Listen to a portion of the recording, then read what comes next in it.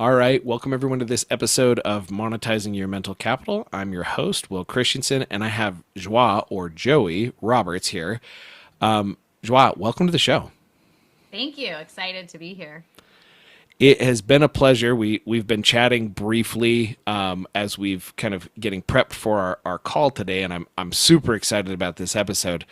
Joie, why would an Amazon seller that's looking to grow their business, looking to scale, looking to succeed in this crazy jungle of the Amazon world, why would they want to hear from you?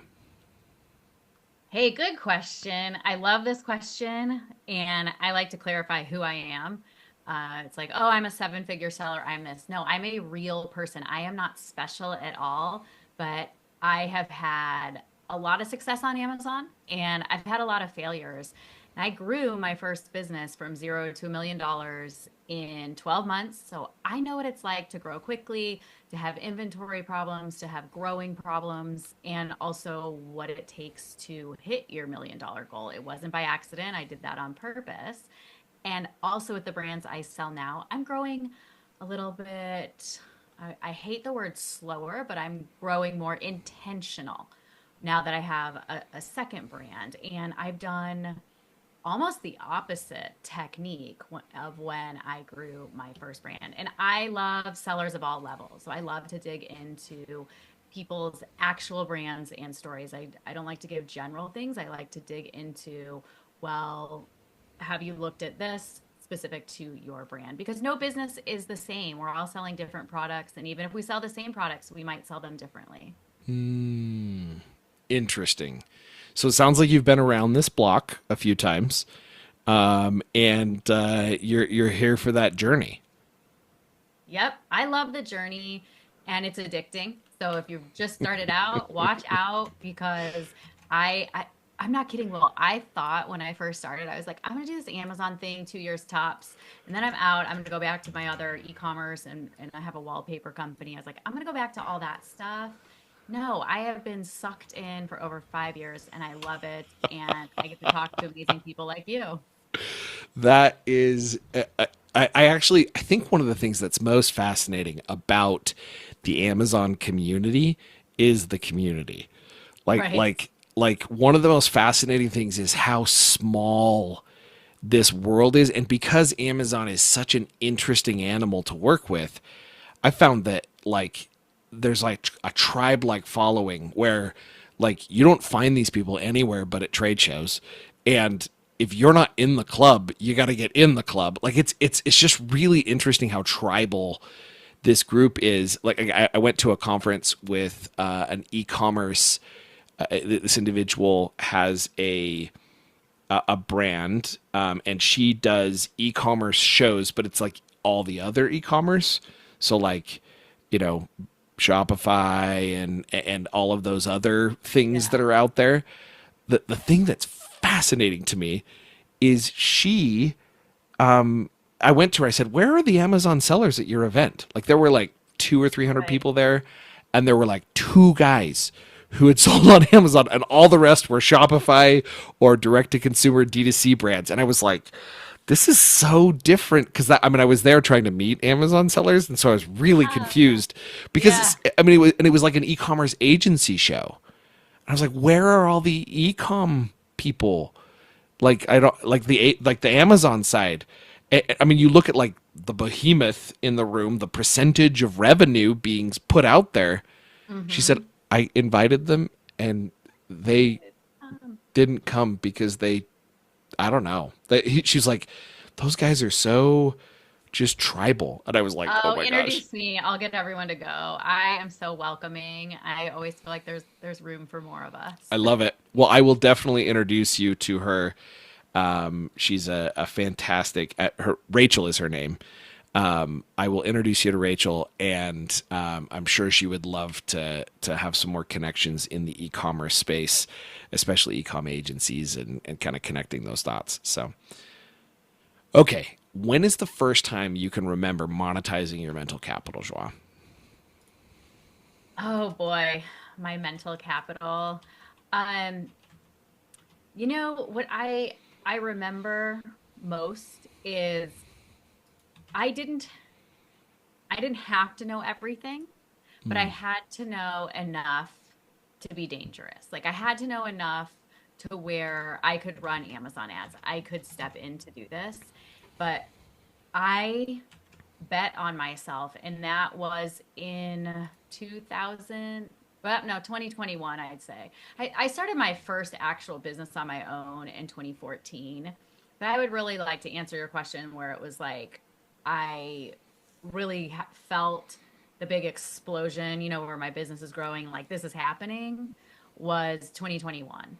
Um, and that's when I just trusted myself and bet on myself with Amazon. I'm like, and I did it by myself. I'm like, I can do this. I don't need my best friend. I don't need some random person I'm going to find to be my business partner. Like I'm going to do this.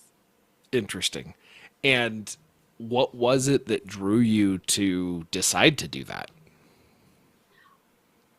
Really, because there's so much money and so many people spending money on Amazon. That seems so much easier than what we were just talking about, like a Shopify site or selling products online where nobody knows how to find you. I was like, wait, I just need to find my winning product, put it on Amazon, learn the algorithm, and there's already eyeballs and buyers. As to me, I'm like, oh, great. I only have to do like 50% of the work. Like getting all those Mm, eyeballs to get onto the platform was really what attracted me to Amazon because they're all interesting. spending money. And it's interesting because the number of new Amazon sellers is not going down. There's more new Amazon sellers all the time. The thing that's fascinating is what's happening to kind of the middle of the market, like the guys that are in the messy middle, so to speak. I feel like there's like a constriction going on, or like if their Hmm. operations aren't lean and tight, they're going under because their cash Yeah. flow is not being handled. It's been a fascinating thing to watch. Yeah, I completely agree with that. Um, I can almost see it happening. I've been coaching for about 3 years, so I've coached over 1,500 Amazon sellers, and I can see it and Mm, exactly what you're talking about. And with going into 2025, it's not going to get any easier with, new fee structures and taxes and things like that. But for yeah. me, I'm excited to be selling in 2025. I think that with a few tweaks, like you can navigate that really nicely and continue to grow your brand. So imagine for a moment that you were in a coffee shop and you're there with an old high school friend and you're sitting down. You guys haven't seen each other in years. And your high school friend says, "Yeah, no, I'm doing like 8 to 10 grand a month on Amazon right now, and like I basically quit my job. I'm kind of shocked that I did that, and like this is totally crazy. That I'm even in that world." And then you turn around and be like, "Wait, what? You're doing? Did you know that I do that?" And all of a sudden it's like, wait a second, and they're just getting started, right? You've been around the block a few times. They're just getting started. What would you say to them? Well, Will, this happened to me last week. My friend got a new job. I'm like, what are you selling? What are you doing? I thought she was selling software. She's like, no, it's this kid's product. And she like pulled it out of her purse and showed it to me. And I was like, wait, is that on Amazon? She's like, it is on Amazon. I was like, like I sell products and she looked at me that goes, she's like, you're looking at my product kind of funny. I'm like, oh, yeah, yes, I am. Um, You immediately had your hat on to be like, that could be so much better in these 4 different ways. Oh, and then I just, being me, I was like, let's just pull up, Helium 10 real quick. And you nailed it, Will. She was making per ASIN, she was making between eight and $10,000 per ASIN. So I was actually surprised that it was doing so well. Something she did right, because it's a small, I don't have it on my desk, but it's like a small kids product. Something she's doing right is she bundled it into 4 packs, 12 packs, 24 packs, right? For birthday parties, Nice. Valentine's Day.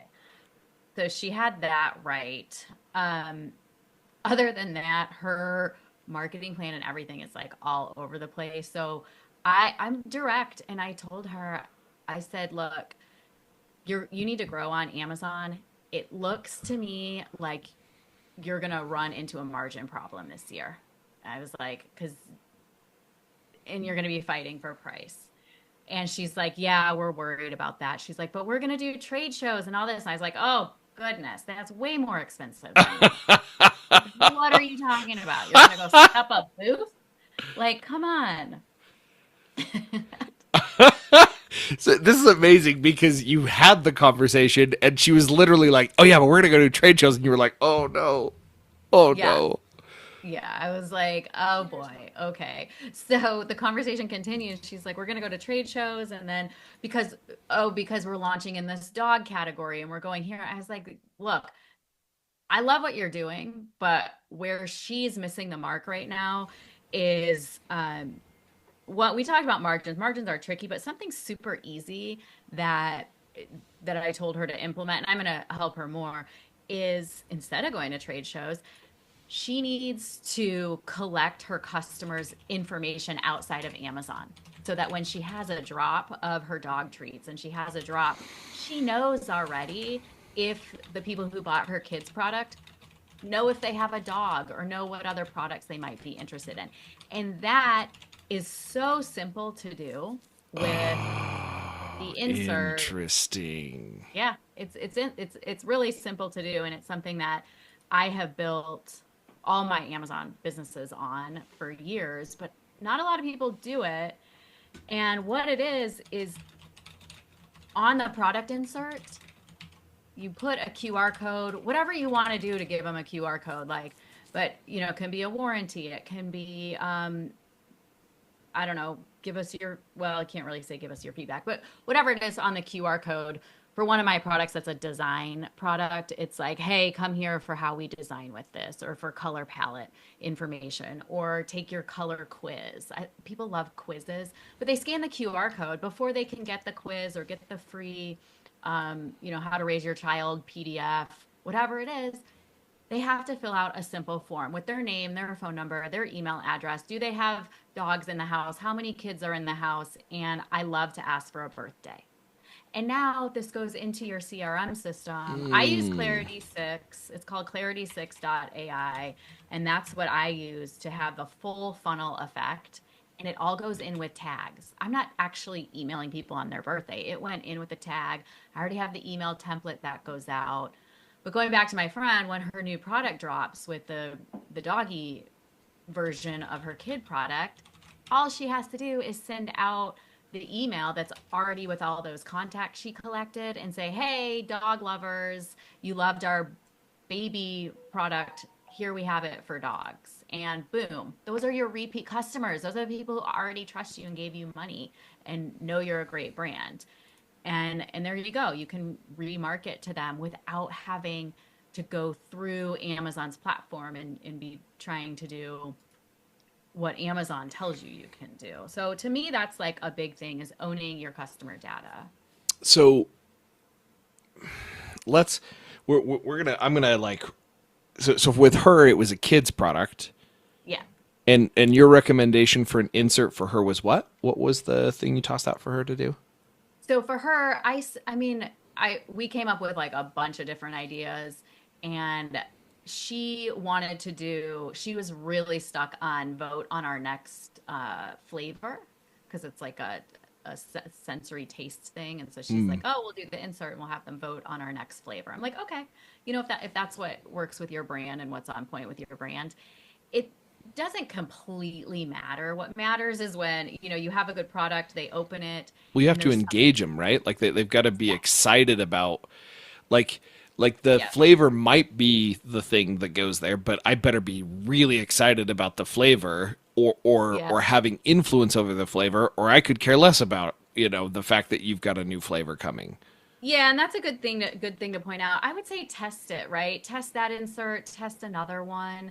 For me, I didn't get excited, but she said that's a big thing that they're all into. I was like, okay, well, if that's fun for y'all, go So for it. that's actually super interesting. So, what age group of kids are they targeting? I would say like the product's good for 2 to even 10 years old. 2 to 10 years old. Okay. Yeah. So, and do you have 2 to 10 year olds at home? I do. Yes, I have a 7-year-old boy. So it's interesting because it didn't get you excited. It doesn't get me. I've got an 8-year-old and a 10-year-old. It doesn't get me excited. I know, Like right? like But I don't know a lot about the product, but it's interesting to kind of consider this. So, how would you coach me if I were her to yeah, try to understand, or how did you coach her? And we could even swap it up and say, okay, I got a back scratcher I'm looking to sell. Like sure. how do I how do I come up with that? Like we've talked product inserts before, and I've had a lot of really interesting ideas. There's a new app called Page Wheel. We had the founder on the show, and she just does some really amazing crap, and it does like digital, really cool. Like you can put in an Amazon product, and it'll build a funnel for you automatically. It's really cool. Yeah, yeah. Same with Clarity 6. Yeah, similar. Yeah, Oh, yeah. Clarity 6 will do that as well. Interesting. Similar, yeah. It already hasn't built out. Yeah, for like Prime Day and like all the funnels that you need as a seller. Very Yeah. cool.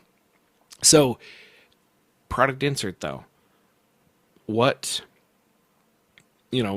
let's go with the back scratcher for a second. I like to use this one Yes. on my episodes. If I'm selling this back scratcher, what sort of insert would you put in there to try to nab some contact information? Yeah, normally I challenge the brand to come up with like, who is your customer? Do you know your customer? Who's your customer persona? Who buys back scratchers? ChatGPT will knock out all that information. Um, I don't know. Let's get creative. What kind of So product would so we let's want? imagine that the consumer is a 38-year-old male. I don't know where I got that from, but let's imagine that it's generally males in their 30s that are working from home. And they If can't reach their back. Yeah, I can't reach. I'm sitting in the chair all day, and it's just driving me nuts. So I'm curious if that's your target market. What sort of insert would you do? Let's see. I don't know that I'm Well, super. actually, no. I'm really curious now. As Uh-huh. you consider, okay, now I've identified my target market to some degree or another. What if I don't know how to do that? Like if I don't Well, that's where know. I use ChatGPT. I dig in like you were like Perplexity ChatGPT, and I'm like, I always say like, who would buy this? Um, who's my buyer persona? And I'll have even like, I'll try to give them Amazon listings to look at and look at the reviews and see like what is it that these buyers really want or care about. I like to go that route than just making it up. Interesting. So Seller Labs actually has a really cool tool. That's the sponsoring organization for this podcast. Seller Labs has a really cool app that they've built into our database tool. We call it Data Hub, and it's got all sorts of different data, including Yeah, reviews. And so yeah. you can automatically download all those reviews and just slap them into ChatGPT. And there's even AI built into some of what Seller Labs is doing. But I think if you fed it the entire listing plus all of that data that was in there, and then asked it, okay, who are these people? Right. I mean, Give do you them. think it's going to do a decent job of inferring who they are? I think it could segment it because you said it was like 38-year-old males. My 7-year-old constantly is buying back scratchers. Like he's like, let's give him a back scratcher. And I'm like, okay. It's like we give everybody like exactly what you just showed. I'm like, I don't know why you're getting another back scratcher, but my kid thinks they're amazing. That is so funny. So Is it? like we've got two customer segments here. So if you and how do you I guess that's my question. Like I've gotten different product inserts. You've gotten many different product inserts. What Tons makes a of product inserts. I think you have to sit there as a brand and think really what is it? Like right now I have a bunch of different creams and lotions on my desk, right? And so for something like this more serious product that like, you're trying to combat certain issues for, those are like great ones to have product inserts and really connect with your customer because it's kind of like a niche product of, hey, I need this because it's non-GMO, it's gluten-free, and I have this allergen. So you have this opportunity to be like, hey, we're the leaders in uh, women's lotions that are gentle and specific ingredients. Um, so it's like whoever's selling that back scratcher, if they were passionate about their brand and building a brand, or maybe it's bigger, maybe they're more of like self care, right? And so it's like, um, hard to reach places, and then, you Interesting. know, or you can do a silly social media campaign too, like where have you scratched your back? Log in here to see where other people have scratched their back, and you have it Oh, loaded for that's way funny. someone. So You know? interesting. So you could find different ways to anecdotally connect the customers to other customers, help them build community, right? Like Mhm. if I've Yeah. gone out and I buy these different things, well then yeah, it's going to be I could be more in that pieces. Like I'm definitely a fidget guy. Like I've got my Thor's hammer there in the background, and then In I the got back, yeah. this guy here. So like obviously a Marvel fan, but also a fidgeter, and so I totally think that like fidgets, ADHD, like you could totally go like, hey, do you want to meet other people who are using our fidgets? Yeah. Join our Facebook community, Or kind of know the thing. latest fidgets coming out. Stay in the know. Connect with us. Learn what our community is doing. Yeah, things like that. I Interesting. mean, the oldest one in the book is the warranty, right? Fill this out for a warranty. That was the first product insert I ever did, like 4 or 5 years ago. Was like fill this out for the warranty. I got so many, like 60,000 email addresses in like less than a year. Wow, all Yep. based on the warranty. Uh-huh. Is that On the still working? Yeah, yeah, it definitely works because you want, like, I mean, look, we have this microphone right here. You betcha if I get a card with this that says fill out a warranty, I paid over 200 bucks for it. I'm going to fill that out. Um, Yeti, the prime example of great product inserts because you fill out the little warranty for their $30 mug and they send you a bunch of stickers. So there's that. But yeah, I think the product insert, you want to have the hook to get your customers information in an authentic way, right? It's like you're not just trying to trap them. Like you have to, in 2025, you have to have an authentic brand and be really building something. Interesting. So as long as it's authentic, so the warranty thing was always interesting to me, and I haven't actually filled out the warranty thing on many things for the past several years because I was constantly filling them out, and I was like, oh my gosh, this is just bringing more spam. Like I'm not actually getting any help with this. Maybe you're I'm buying too much stuff. No, I'm kidding. The Amazon truck does come here often, like it does, I think, in most. What's amazing to me is I watch that thing and it stops almost at every house. Like it is shocking how like it's like ding ding ding ding ding, and it's like Bezos is doing well. Bezos is doing well. He is. He is. But yeah, I think the warranty thing has to be real. I'm not, if you're selling like a product that doesn't require a warranty, don't do the warranty thing, right? It's like you have to think about your brand and see that it fits. But I think the product insert rides for free. It's a free way to ask your customers to stay connected with you. So if I'm, let's say that I really have no clue who's buying my stuff, Mhm. can I ask? Like, can I put out like a you know, jump on a call, like book a call with me and I'll pay you $50 for your time, kind of like can I do that sort of thing, or what where are the rules or guidelines around what I can and can't do in an insert? Oh, there are major policy. It's right there, and Seller Central has them in there, the Amazon policy. But here, really, what the policy is you just can't ask for a 5-star review. You can ask for an honest rating, but they just Interesting. don't. Amazon just doesn't want you saying, "Hey, uh, you know, give us a 5-star review," or give us or something like give us a positive review, and if you're not happy, email customer service. Then Amazon's not going to be happy with you. That's what they're looking for when they're like concerned about what's writing in the packages that they're shipping out. That's Amazon's concern. Interesting. So it's that main like some of the more shady stuff that was going on where people were buying reviews. Give us a 5-star review and screenshot it, and we'll send you a free product. Correct. They don't like that. Or enter to win this, or yeah, anything like bribing them to leave you a 5-star review and then take a screenshot, send it in, and you get all these free things is like an absolute no.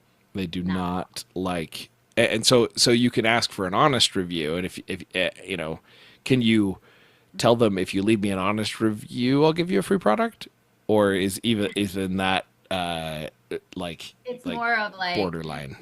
yeah, it's more like, thank you for your order. We would love an honest review.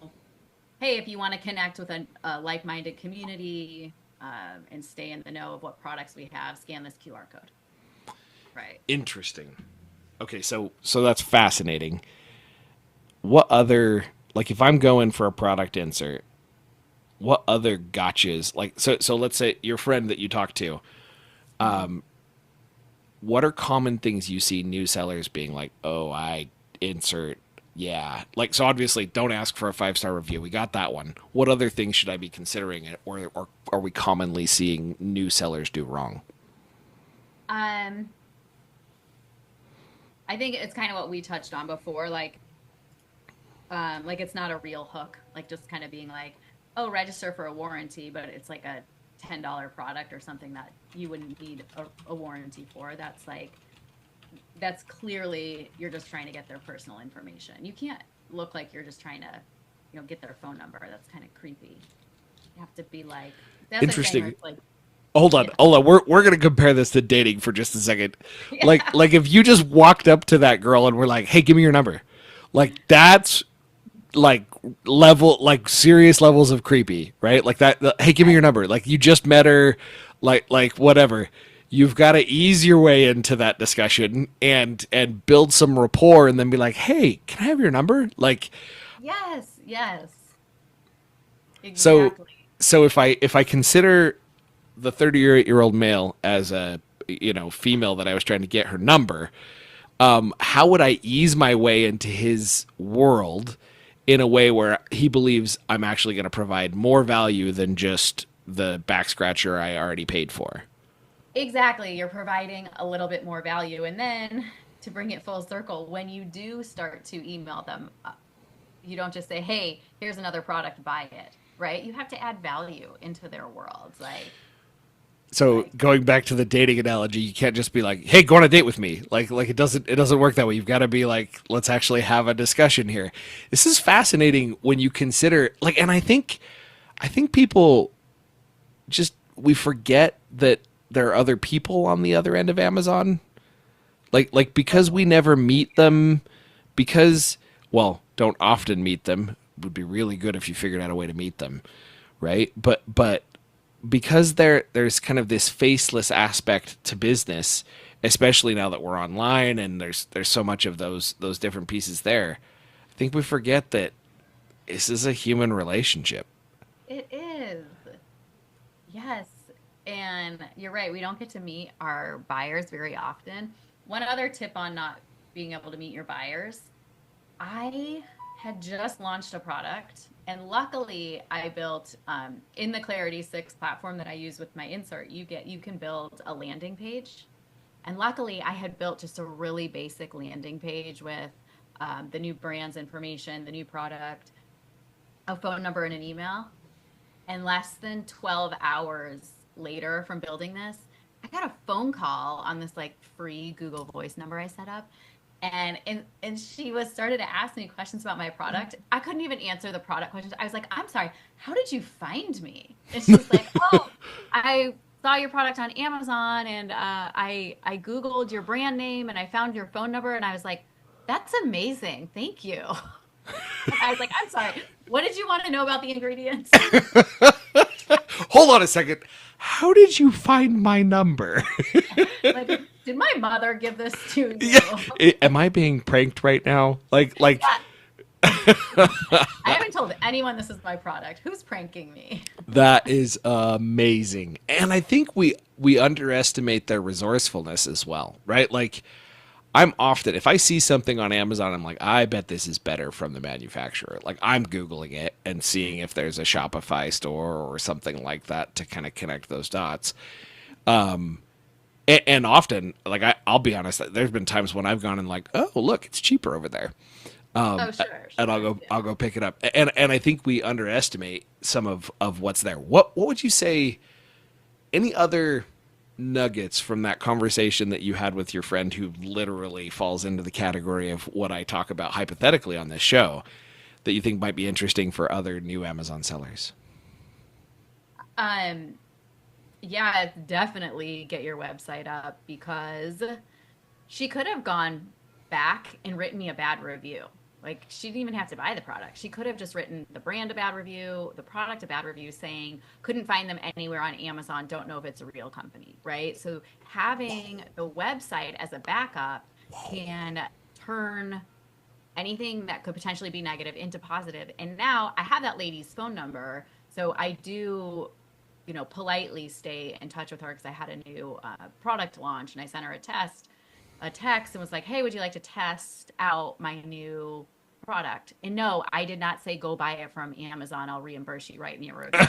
I just mailed it to her and got her feedback. I love that you like Joie, I love that you said, and no, I did not. Like everybody's brain was going like, oh, I see how Joie's getting all of her reviews now.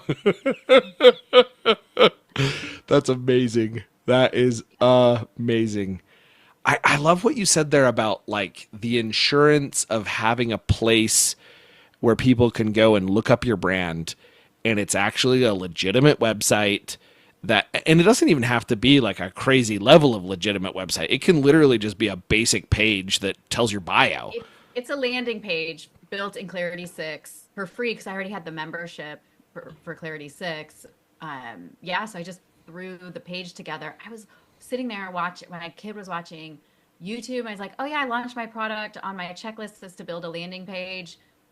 Already here in Clarity 6, it took me maybe 20 minutes. I was like, that look, you already have the photos, right? Because you have your listing photos. I have my A plus content photos. Yeah, And you could probably just do Control A on your listing page and then go to ChatGPT and say, write me a landing page and give me some ideas for what content I should be putting in there.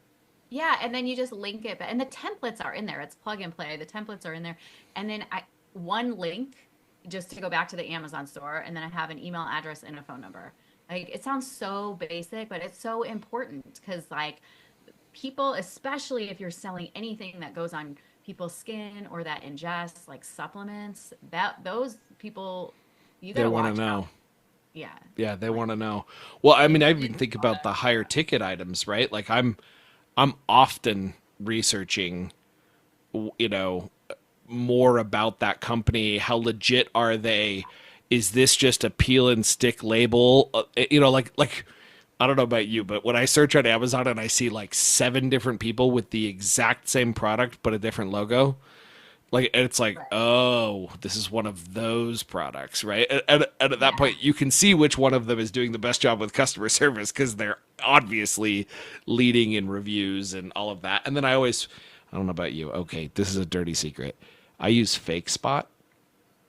Do you What's know? that? Do you know what Fake Uh-uh. Spot is? Oh, you would. Okay, so Fake Spot is a tool that will analyze the reviews on a listing. Have you had the experience yet where you bought something on Amazon and you got it and you were like, how the hell did they get 5 stars if this is their experience? Has that happened to you?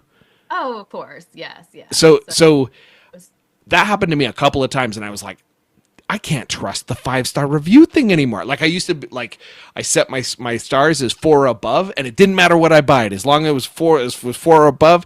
I was getting great products, and then people started to figure out how to game that system, and all of a sudden there was crappy crap coming through the 5 star funnel, and so I was like, that's it. I got to find another option. And my sister-in-law introduced me to Fake Spot. It is an app that you can install on your phone and you click. Have you ever noticed? This is actually fascinating because I think it's a direct response to Fake Spot. Have you ever noticed how when you click share on a product on Amazon, it opens up a little screen at the bottom that like gives you other options. It doesn't actually give you the native sharing thing. You have to click more and then it pops up with the native Copy. sharing thing. Have you noticed that? Yeah. I think it's because they want to make it an extra step to get to things like FakeSpot. So when you click on the more button, it opens up all the other apps you can share it with, and then my Android phone goes, "Oh, you always when you share Amazon stuff, you always want to do FakeSpot," and so FakeSpot jumps to the top of the list. I click on it, and it brings up an alternate listing. The listing page includes a big button that says "Analyze Reviews." And I click the button, and then it takes 30 seconds if it hasn't reviewed the reviews recently, and they are tracking reviews that are altered, modified, removed, like all of that kind of stuff on all of these listings. And they will give an adjusted rating. So if their engines detect a high level of deception, you go from a 5-star to a 1-star in what's there, because they throw out anything that they feel is deceptive. They've been kind of analyzing the speech patterns and the language and all of that kind of stuff. And so it's a Chrome extension that you can install, and so then you have like a second rating next to the Amazon 5-star rating. After I started using that, I stopped getting stupid bad stuff. Really? All right, I'm gonna try it.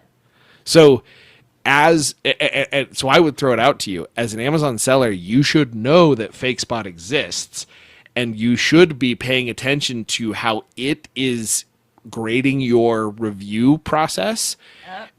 and identifying the patterns about how they're going there. Because if I look at your listing, and I don't do the FakeSpot thing to everything, but anything that's like a $200 webcam, you bet I'm doing a FakeSpot on that. Because for some reason, the higher ticket items, I found those guys are more willing to play the deceptive game and like game the review system, or something like that. I don't know what it is, but like when I see 15,000 reviews and we've got 4.5 stars, I'm like, okay, sending that in a FakeSpot, and Yeah. FakeSpot will come back and give it an A, a B, a C, a D, or an F, and then I'm like, okay, yeah, I'm in. Let's do this. And I feel a lot more empowered as a buyer because I have somebody who's like, that's a fake review, that's a fake review, that's a fake review. These, and it'll show you like over time what the review count was. So it'll show you like, here's what the review count looked like for the last 2 years. And so if there's a ginormous spike in that review count, you're like, ah, I see. You Yeah. were probably buying reviews. So anyway, my dirty little secret. Now you can do it too, and I'll check it out. Yeah. it's been pretty powerful. It's been pretty It powerful. is, and it'll be interesting. I mean, we all think as sellers that there's fake reviews on all of our listings, right? So then I'm like curious, like, will it target that? I wrote Oh or no, used. that's actually super interesting. I hadn't even considered the idea that maybe it's helping go the opposite direction. So like let's say that your listings only got 3 stars and you're like, gosh dang it, I got to get it to 5. I wonder if it's going the opposite direction as well and saying, now that's a fake review, that's a fake review, cuz like Right. I Yeah. that's really fascinating. I wonder. That's what I thought of. I was like, I wonder on my listing if it'll identify some that I'm like, I don't, I think that's a competitor's review. Nice. Yeah, that's interesting. That's interesting. Well, cool. Thanks for the tip. Well, awesome. You have been amazing. You've shared so many tips, that range the gambit. We talked a lot about product inserts, which I super appreciate putting you in the corner and asking you some hard questions there, connecting those dots. Last question. Well, technically, there's two last questions. If you could call your younger self, so we're going back, early days when you were just considering this idea of entrepreneurship. If Yeah. you could call your younger self, if I hand you a cell phone that rang that individual, and she picks it up, and she's mature enough, we're assuming she's mature enough to receive the advice you're going to give her, what piece of advice would you give her? I would say to bet on myself earlier. And I had ideas and some little side hustles, but I just didn't have the confidence or I just stood in my own way to flush them out. And there's several ideas that took off. And I'm like, hey, you know what? If I had pursued that 15 years ago or when I was working for this company on the side, I would have found my way to Amazon a lot sooner. With that said, it's like there's never, the best time to start was 10 years ago. The next best time is like today. Like, can't live with my regrets, but I would have given myself that advice. Like, work, bet on myself, and take those chances before I had children. I'm just kidding. Because of the Interesting. time. Yeah, no, I can imagine. So bet on yourself earlier. It's actually what's interesting is that's not the first time I've heard that be the word of advice that I've heard from entrepreneurs. So if you're listening and you are in that spot where you're like, I just don't know, like fail faster. That's a very common topic in entrepreneurship, and it's Yep. one of the ways that you grow. Let go of the need to be perfect and fail faster. Yep. Good advice. I agree. Okay, so now for the final question. Any tips, tricks, hacks, or books you've come across in the last year that you would recommend for this just starting out in the world Amazon seller? Anything that's helped you upscale what you're doing, tips, tricks, hacks, or books? Every year, I listen to and read the old book by Grant Cardone, The 10X Game. The 10X And game. the Ooh. 10X Game, it is so motivating with everything in life, right? Something works, you 10x it. And his whole outlook on how you 10x just motivates me. And it's like kind of a high energy book, and it makes you want to work. You're like, all right, I'm going to do this with my brand. I'm going to try this. Like, kind of spinning off what we were just talking about. It's like, create problems, solve them, create more problems, solve them. Don't get mad because you have problems. You want more problems. Yeah. Interesting.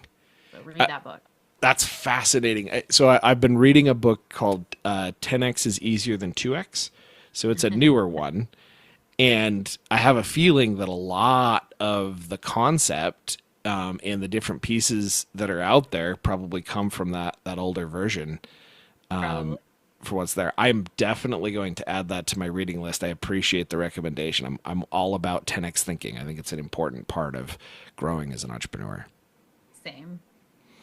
All right. Well, thank you, Joao, for joining us on the show today. It's been a pleasure. And if our listeners want to reach out and talk to you a little bit more about this world of Amazon selling and the like, what's the best way to reach out? You can always hit me up on Instagram, joieroberts.official, Joie Roberts.official. Or if you just want to email me, totally cool too, joie at amzinsiders.com. And you can call me Joie or Joey. Either way, I answer, but it's joie at amzinsiders.com. Will, thank you so much for having me. Yeah. Thanks for being on the show.